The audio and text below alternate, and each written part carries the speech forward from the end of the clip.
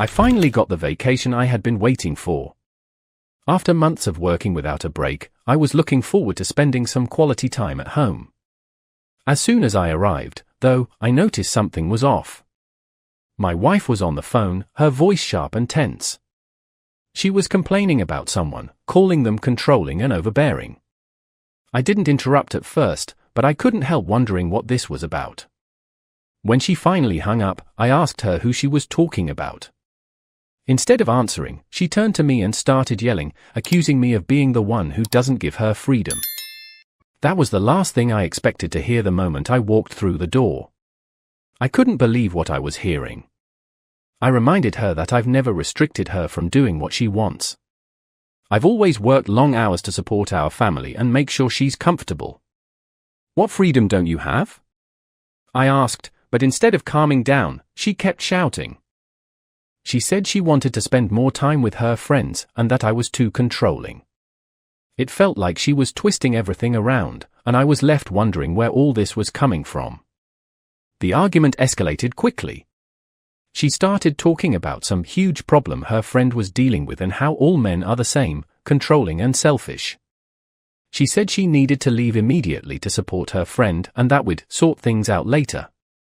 I stood there, stunned. I had barely unpacked my bags, and now my wife was storming out the door. So much for my peaceful vacation. I couldn't help but think, here we go again. Another unsolvable problem. A week went by, and she was distant the whole time. I tried to focus on relaxing, but it was hard with everything hanging in the air. Then, out of nowhere, she came to me in tears, apologizing profusely. She admitted she had overreacted and said she was completely in the wrong. Her apology was sincere, and while I'm not the type to dwell on things, I'll admit it caught me off guard. I figured we could finally move on and enjoy the rest of my time off.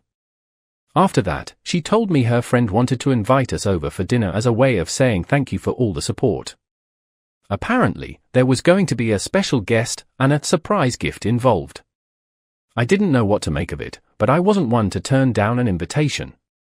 She seemed genuinely excited, and I thought it might be a good way to reset things between us. When the day of the dinner arrived, she started talking about how important this evening was. I asked her what the big deal was, but she just smiled and said it was a surprise. Her mood had improved significantly since her apology, which was a relief. Still, the way she was hyping this up made me curious. Who was this special guest she kept mentioning? She insisted it would be an evening to remember, which only added to the mystery. I played along, deciding not to press her too much about the details. Sometimes it's better to let things unfold naturally.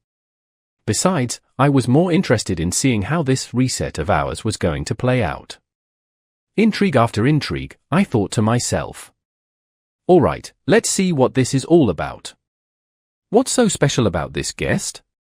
That day, my wife spent an unusual amount of time getting ready. Her outfit was far more glamorous than what she'd normally wear for a casual evening. Naturally, I asked her what the occasion was. She brushed it off with a simple answer, she just wanted to look nice. I didn't press further, but I did take note. For my part, I kept my outfit simple but put together. I've always believed in dressing appropriately without making a big fuss, so that's what I did. Soon, we were out the door and on our way. When we arrived at her friend's house, the first thing I noticed was the crowd.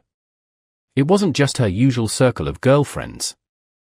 There were some familiar faces among our shared friends, but there were also a few strangers. Her friend's new boyfriend, for one, stood out immediately. He was a tall, confident guy, African American, and he brought along a few of his friends. They seemed relaxed but clearly interested in observing everyone else, especially me and my wife. One of them even gave me a once-over and then shifted his focus to her, licking his lips as he did. I found it unsettling, to say the least.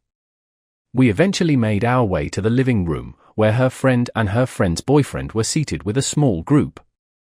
My wife joined them, and I followed suit, keeping a polite distance while listening in on their conversations. Her friend introduced her boyfriend with an air of pride. According to her, they hadn't been dating long, but they'd known each other for years. "It's like destiny finally brought us together," she said with a dramatic flair. That's when I leaned over to my wife and quietly joked, "Fast work." She probably had him stuck in the friend zone until now. My wife nudged me sharply and told me not to say such things, insisting that it was pure love. I couldn't help but chuckle. My amusement didn't last long, though. As the evening went on, I couldn't shake the feeling that the group of the boyfriend's friends was watching us. They weren't just casually glancing around the room, they were staring, whispering among themselves, and occasionally laughing in a way that felt pointed. It wasn't paranoia, their behavior was too blatant to ignore. I made a mental note to stay alert. The evening continued with everyone exchanging stories and jokes, trying to keep the atmosphere light. But even with the casual chatter, I couldn't help but notice how comfortable her friend's boyfriend was in the role of host, as if he'd known everyone for years. He even went out of his way to make sure my wife was included in every discussion. It wasn't enough to raise an alarm, but it was something I filed away in the back of my mind. Eventually, the night wound down, and it was time to say our goodbyes. That's when things took a surprising turn. Her friend's boyfriend approached my wife directly and asked for her phone number. He mentioned that he had a specific and important favor to ask, but it needed to remain confidential. I stood nearby, listening to the exchange, and couldn't help but raise an eyebrow. What kind of favor required that level of secrecy? To my surprise, my wife gave him her number without hesitation. "Sure," she said, as if it were the most normal request in the world. On the drive home, I couldn't stop thinking about what had happened. Why would he need her number for a secret favor? And what was with his friend staring at us all night?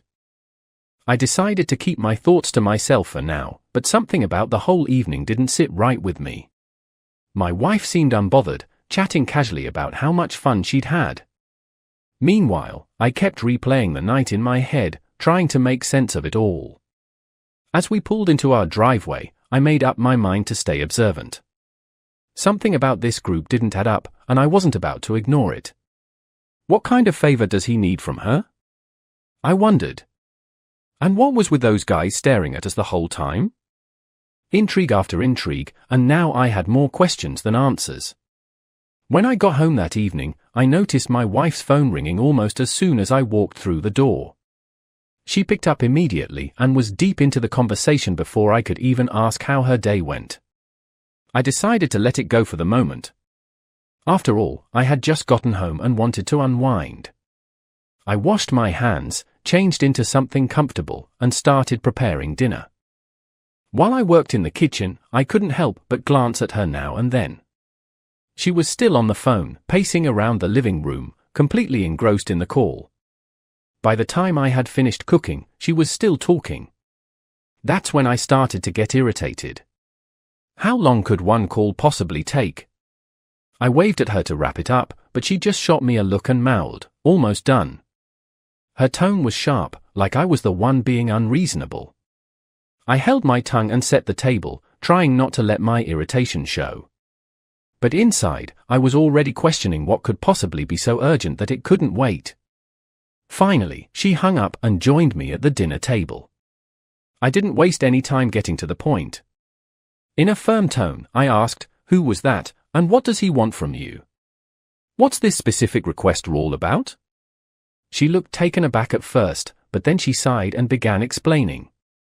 Apparently, it was her friend's boyfriend on the phone. He needed help planning a surprise birthday celebration for her friend. According to my wife, he wanted to know what kind of gift she'd like and how to organize the event without giving anything away. "And you just agreed to all of this?" I asked, my tone still firm. "Of course," she said, "I'm just trying to help. You know how I am." She sounded almost defensive, as if this was the most natural thing in the world. I didn't see the point in arguing further at that moment, so I let it go. But something about the whole situation still didn't sit right with me. Over the next few days, her involvement in this plan started to become a bigger deal than I'd expected. She was constantly out late, coming home just in time to eat and go to bed. Every time I asked her about it, she would just smile and say, "It's going to be amazing. You'll see." That answer was beginning to wear thin. Whatever she was working on, it seemed to take up all her free time, and I couldn't help but feel like she was putting someone else's priorities above our own. One evening, after she came home particularly late, I tried asking her more directly. What exactly is so time-consuming about this birthday plan?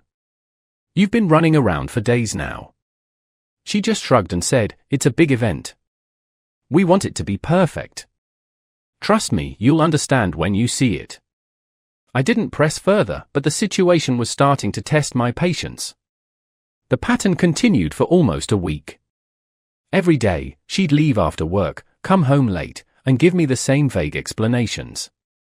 I tried to stay patient, but it was getting harder not to feel annoyed. I wasn't the type to micromanage or demand explanations, but even I had my limits. Whatever this event was, it was starting to feel like a bigger priority than anything else. On the 7th day, as she sat down for dinner, she finally made a comment that caught my attention. This is going to be so worth it. They're going to thank us so much for this. She smiled, clearly pleased with herself. But for me, that was the last straw. I thought to myself, this is getting out of hand. If this keeps up, I'm going to have to put my foot down. A couple of days later, my wife came to me with a big announcement. We're done. Everything's ready.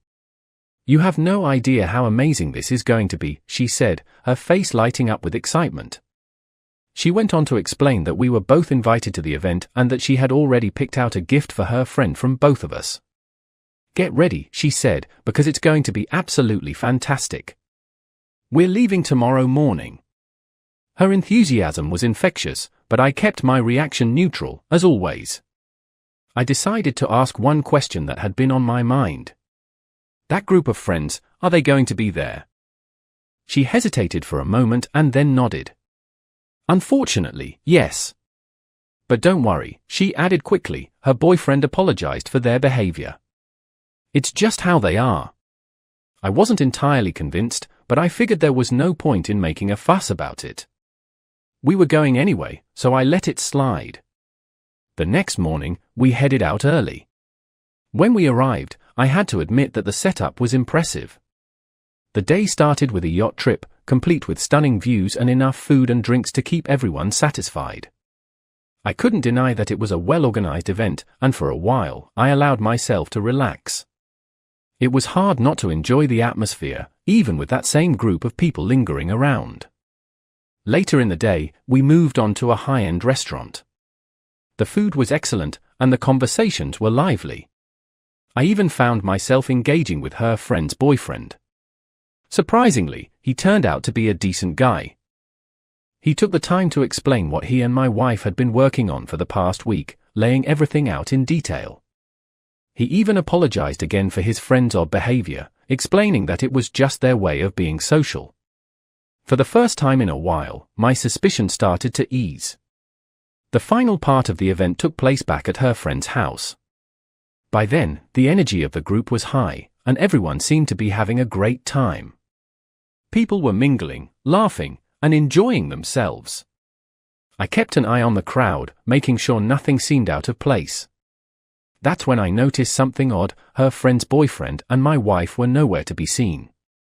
They had been present all evening, but now they were suddenly absent.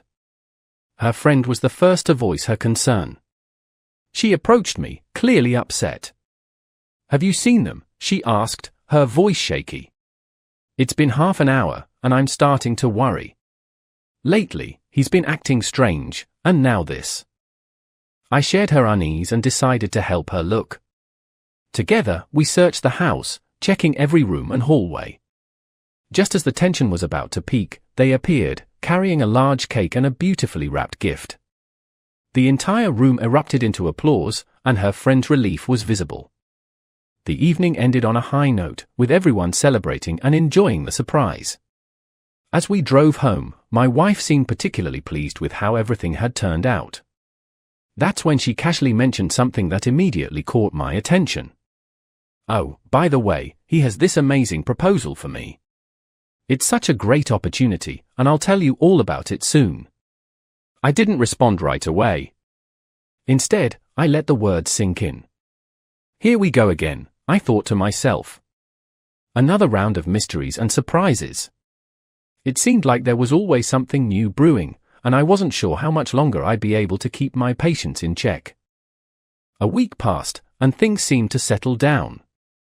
The chaotic energy of the party and the surprise event faded into the background. Occasionally, her friend's boyfriend would call me to check in and make small talk. I didn't mind it, the guy seemed genuine enough. I even thought to myself that maybe all the recent drama was finally behind us. For the first time in weeks, I allowed myself to feel a bit of relief. One evening, my wife brought up the amazing proposal she had mentioned earlier. She explained that it was related to her job at the university. Apparently, she was working on a scientific article, and her friend's boyfriend, who worked at a museum, had access to an artifact that was directly relevant to her research. She seemed genuinely excited about the opportunity, and I couldn't deny that it sounded legitimate. This could be my best work yet, she said with a smile. I nodded, deciding to support her, though I kept my reservations to myself.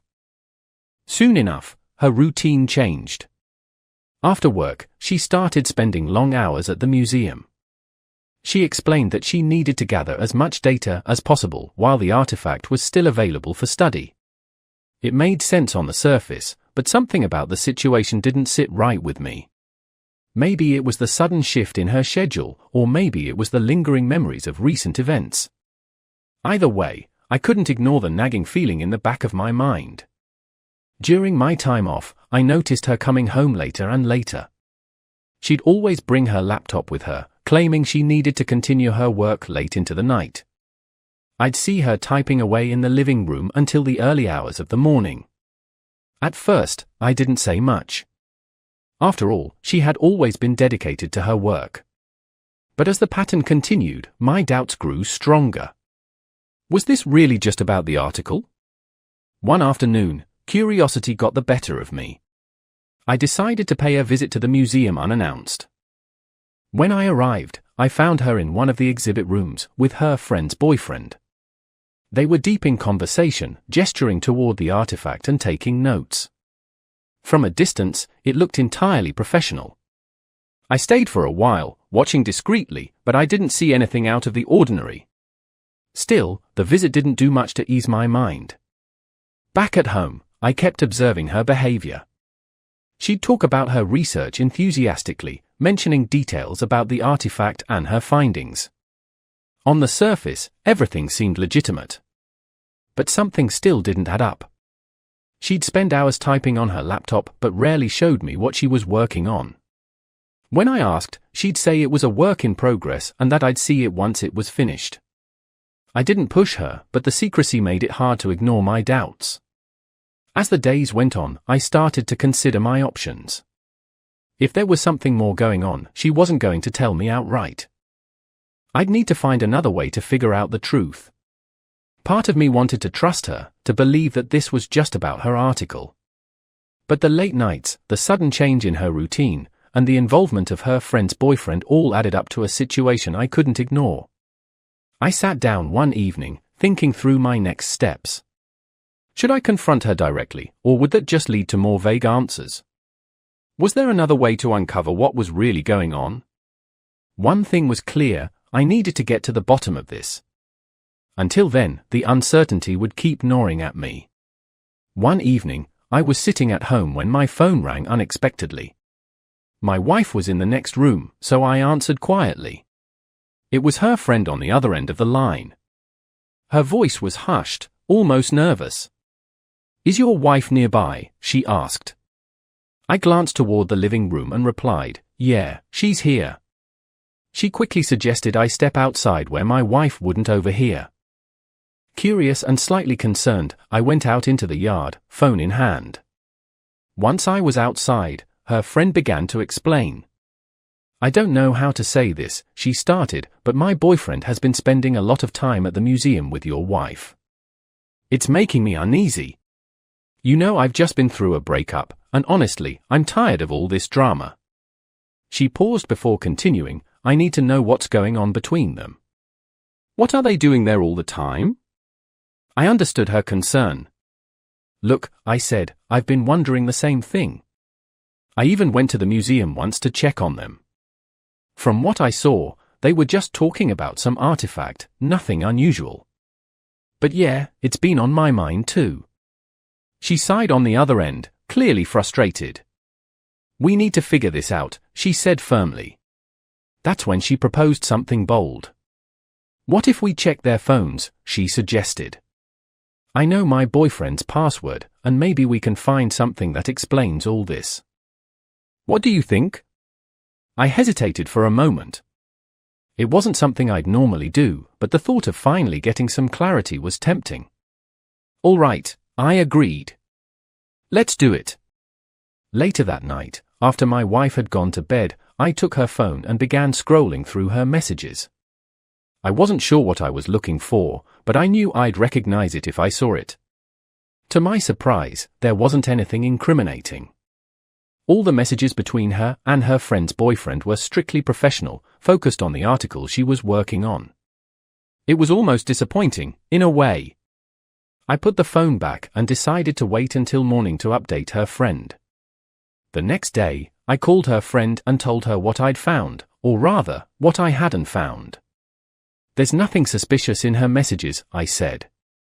Just a lot of talk about the artifact and the research. It all seems above board. She didn't sound entirely convinced. Well, that's good, I guess, she replied, but I still feel like something's off. That's when she dropped another piece of information. I checked his phone too, she said, and I found something odd. He has tomorrow marked in his calendar with a red highlight.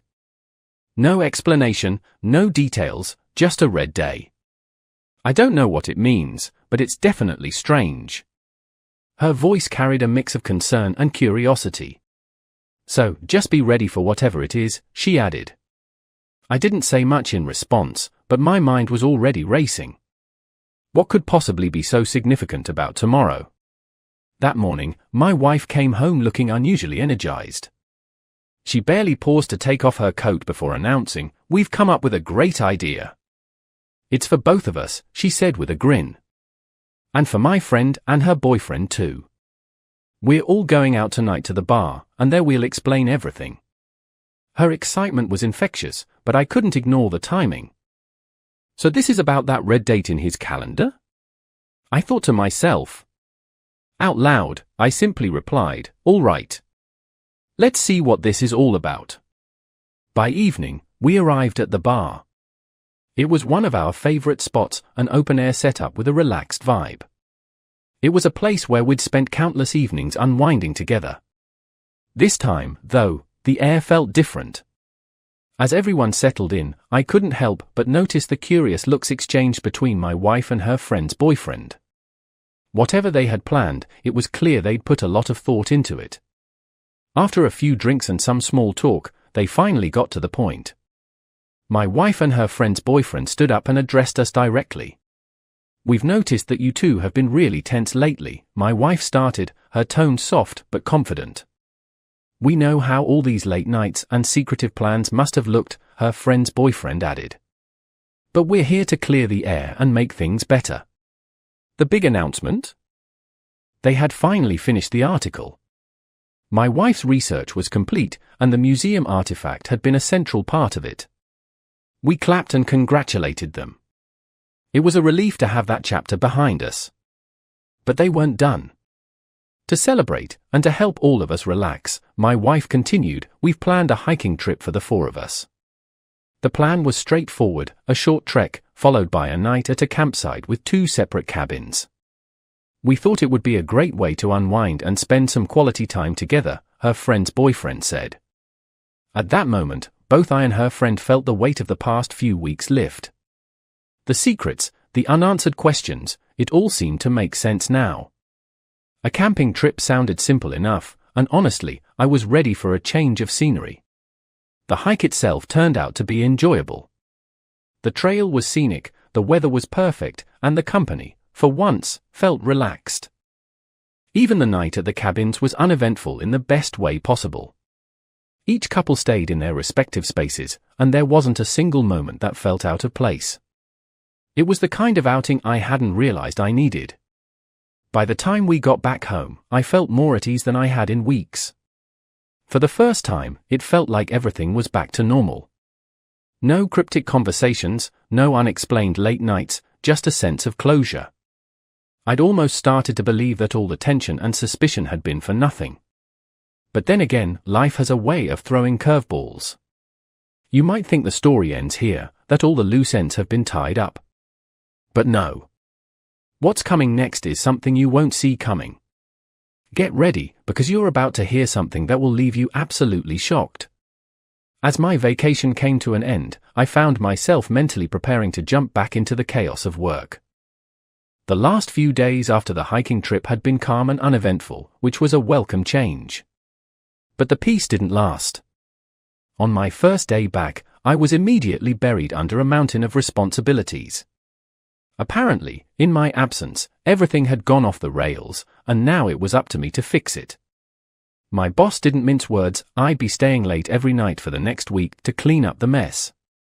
When I told my wife about the situation, she seemed sympathetic at first. She said all the right things, expressing concern and telling me not to overwork myself. But there was something in her eyes that didn't sit right with me. It wasn't worry or pity, it was something else entirely. I couldn't put my finger on it, but it stayed with me as I headed out the door the next day.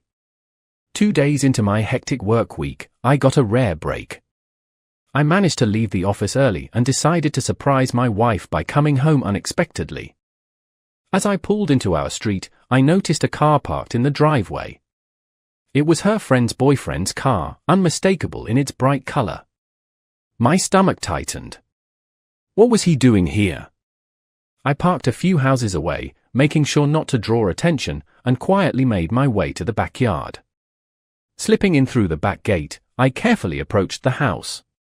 From the living room window, I could see shadows moving and hear muffled voices. My heart was pounding as I crept closer, and when I finally got a clear view, the sight stopped me cold. There, in our own living room, was my wife with several other men. It didn't take long to understand what was happening. The shock was immediate, but my reaction was clear. I pulled out my phone and recorded everything, ensuring there would be no room for excuses or denials later. After I had enough evidence, I left as quietly as I had arrived. My mind was racing, but I stayed focused. The first thing I did was send the video to her friend. Her reaction was as expected, absolute disbelief. "I can't believe this is real," she said, her voice trembling. "So everything we've been worried about, it's actually happening?" There was no need for me to confirm it, the video spoke for itself. She immediately told me to come over so we could figure out what to do next. When I got to her place, she was still reeling from what she'd seen. But once the initial shock wore off, anger took its place. "We can't just let this slide," she said firmly. "Breaking up with them is too easy. We need to make them feel what we felt. They need to understand the betrayal." Her words mirrored my own thoughts. Simple revenge wouldn't be enough, it had to be something calculated, something they wouldn't forget.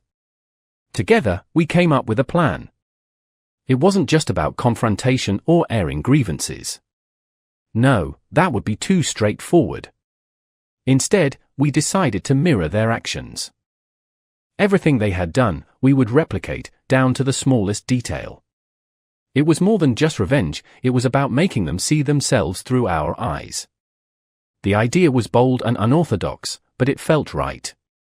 The more we discussed it, the more determined we became. We mapped out every step, ensuring that nothing would be left to chance. From the way we'd interact with others to the scenarios we'd create, everything was designed to reflect their behavior back at them. The goal wasn't just to hurt them, it was to make them question everything they thought they knew. By the end of the night, we had our strategy fully outlined. As we finalized our plan, I couldn't help but feel a grim sense of satisfaction. This wasn't just about getting even, it was about taking control of a situation that had spun wildly out of hand. We both knew it wouldn't be easy, but the payoff would be worth it. "Let's see how they like it when the tables are turned," I said, and her smile told me she was thinking the exact same thing. The decision was made, we would do exactly what they had done, step by step, and see how they handled it when the roles were reversed. The plan was set in motion, and the first step was organizing a party. It wasn't just any celebration, it was for my wife's upcoming birthday, and the timing couldn't have been better. I started dedicating a lot of my time to helping her with the arrangements, deliberately creating an air of busyness and secrecy. Just like she had done before, I began staying out late, explaining my absences with vague mentions of party planning and last-minute errands. At first, she didn't seem too bothered, but I noticed a flicker of curiosity in her eyes whenever I returned home late without much explanation. The cake was an essential part of the plan. Remembering how the surprise cake at her friend's party had been such a dramatic moment, we made sure to replicate it. Her friend and I worked on every detail, from the design to the delivery. When the night of the party finally arrived, we recreated the scene perfectly, complete with the dramatic reveal of the cake. My wife's expression was priceless. For a moment, I saw something flicker, a hint of suspicion or unease. But she quickly covered it up with a smile, probably trying to convince herself that everything was normal. As the days went on, I took things up a notch. One evening, I casually told her that her friend had an impressive knack for Excel and that I'd need to spend some late nights working on an important annual report with her. "It'll help her team a lot," I said, keeping my tone light. My wife's response was measured at first, but I could see the unease creeping in. She asked a few questions, but I kept my answers brief and deliberately vague. The tension in her voice was unmistakable, though she tried to hide it. Her behavior started to shift noticeably. At first, it was small things, lingering glances when I got home late or casual questions about my day. But soon, her demeanor grew sharper. She began checking my phone more often, making offhand comments about how much time I was spending helping her friend. The jealousy and suspicion were building, and it was clear that she was starting to feel the pressure. It was almost ironic watching her experience the same anxiety I'd felt not so long ago. To push things further, we decided to plan another hike. This time, we used the same approach they had used on us. We framed it as a chance to bond and relax after all the hard work we'd been doing. I could see the hesitation in her eyes when I brought it up, but she didn't refuse. By this point, her guard was fully up, and every move seemed to put her more on edge. The hike went smoothly, but the tension in the air was undeniable. For the first time, I saw her truly rattled. Her friend's boyfriend, on the other hand, was cracking under the strain. During one of our planning sessions, her friend confided in me that he had started snapping at her over small things and acting unusually paranoid. "He's not used to being on the receiving end," she said with a smirk. It was clear that our plan was working, and the cracks in their facade were starting to show. The satisfaction was undeniable, but we knew we weren't done yet. By this point, both my wife and her friend's boyfriend were nearing their breaking points. Every calculated move, every subtle hint, and every mirrored action had brought them closer to the edge. The plan had been executed with precision, and the results were undeniable. But there was still one final piece to the puzzle, one ultimate step that would bring everything together. You might think you've heard it all by now, but trust me, the most important part of the plan is yet to come. The final twist is something you won't see coming, and it's going to change everything. Get ready, because you're about to hear the one move that ties it all together. The day had finally come. After weeks of planning and careful execution, we decided it was time to deliver the final act of our revenge. I called in sick from work, giving myself the day to prepare. My wife, as usual, left the house without much explanation. I suspected she was meeting her lover, but at this point, it didn't matter. What mattered was what was about to unfold in our living room. Her friend arrived right on time. We had discussed everything in detail the night before, and she was as determined as I was to see this through. There was no hesitation on her part, no second thoughts. It was clear that we were both driven by the same desire, to turn the tables and force them to confront the consequences of their actions. With everything in place, we waited for the perfect moment. To be honest, it all happened much more smoothly than I had anticipated. There was no awkwardness, no hesitation. It was as if the pent-up frustration and anger we had both been carrying for weeks finally found its release. The living room, the very space where my trust had been shattered, became the stage for our act of retaliation. The satisfaction was immediate and undeniable. We were in the middle of it when the sound of the front door opening broke the silence.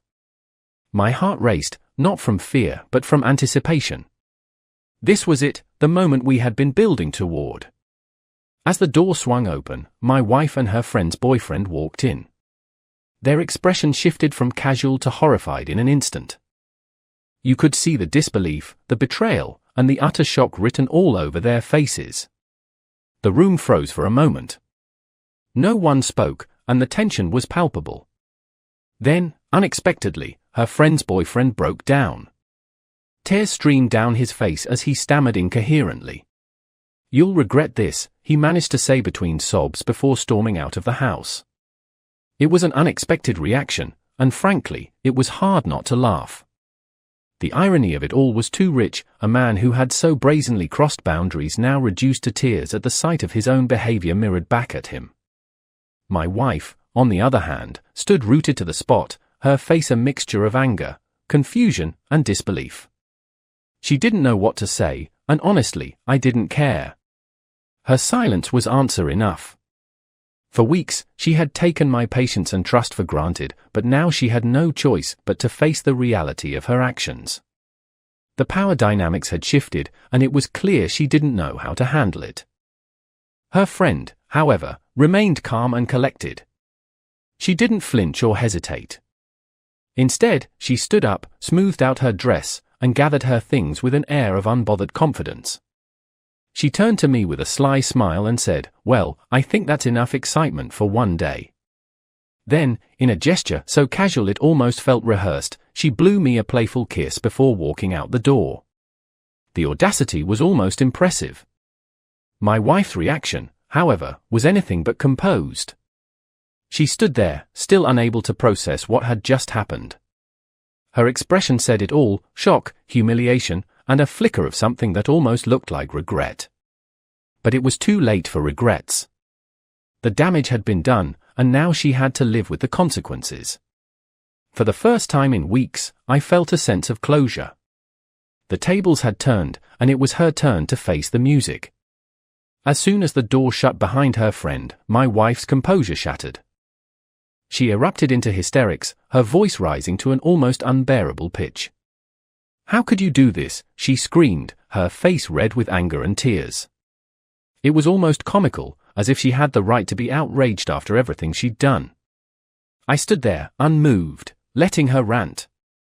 It wasn't until I calmly pulled out my phone and showed her the video that she froze. The sight of undeniable evidence rendered her silent for a moment.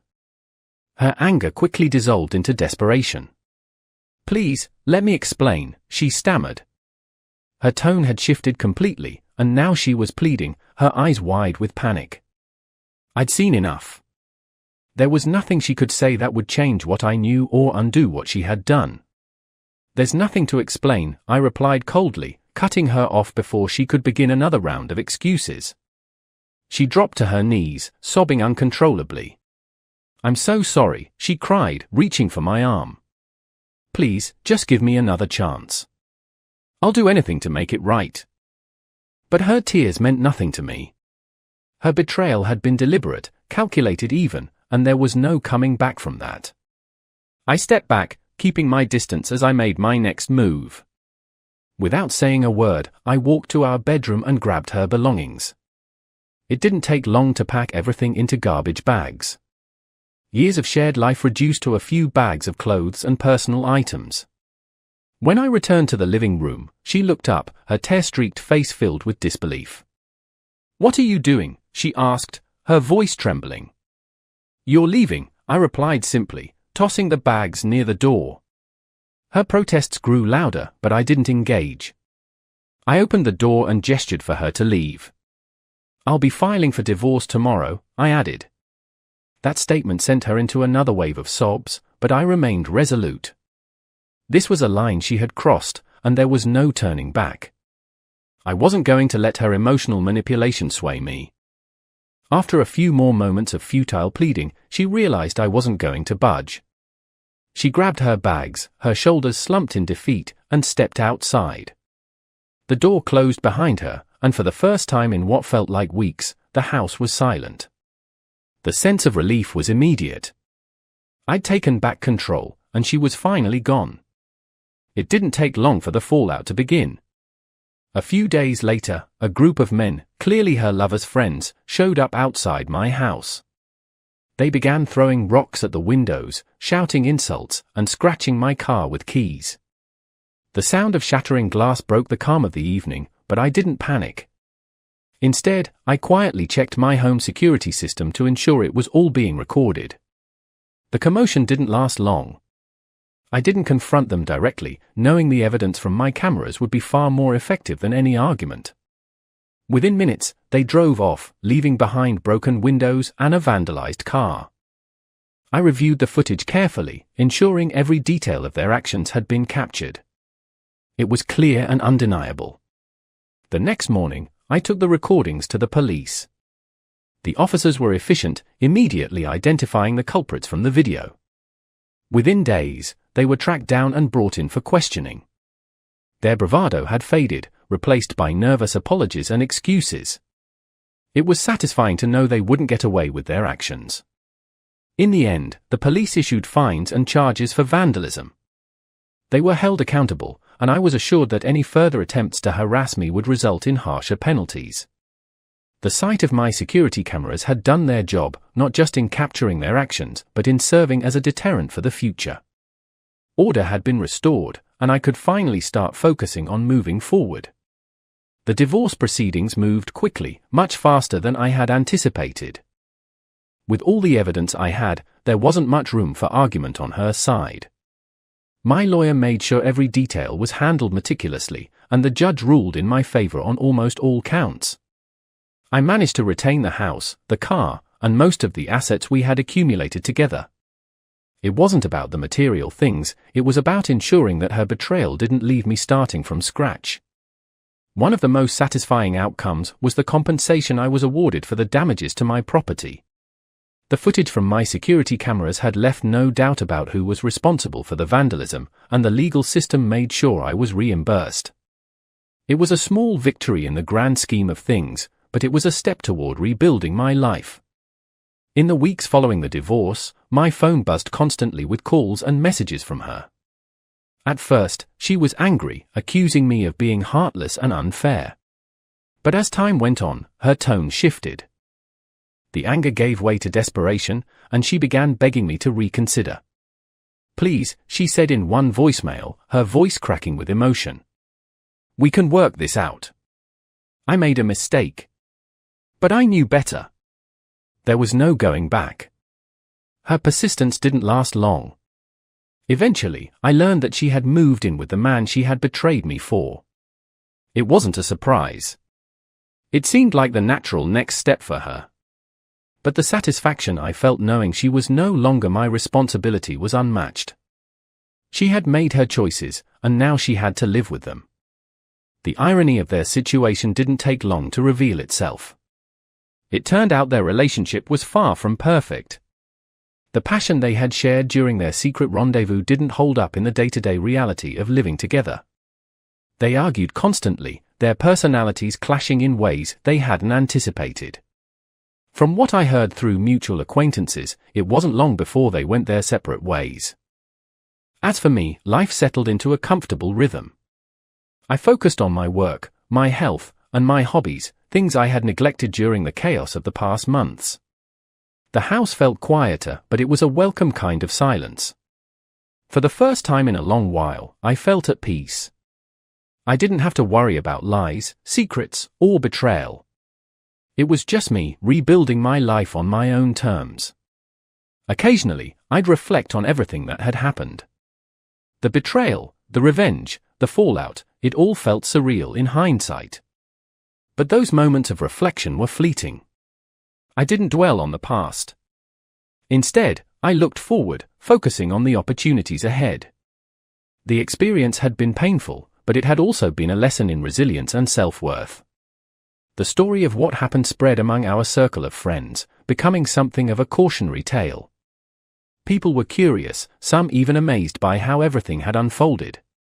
They asked questions, wanting to know every detail. And, inevitably, there was one question that came up time and again: would you ever forgive her? The answer was simple. No, I would say without hesitation. Forgiveness wasn't about absolving her of her actions. It wasn't about giving her the chance to hurt me again. Forgiveness, for me, was about moving on without holding on to the anger or bitterness. And I had done that. I didn't hate her, I just didn't care anymore.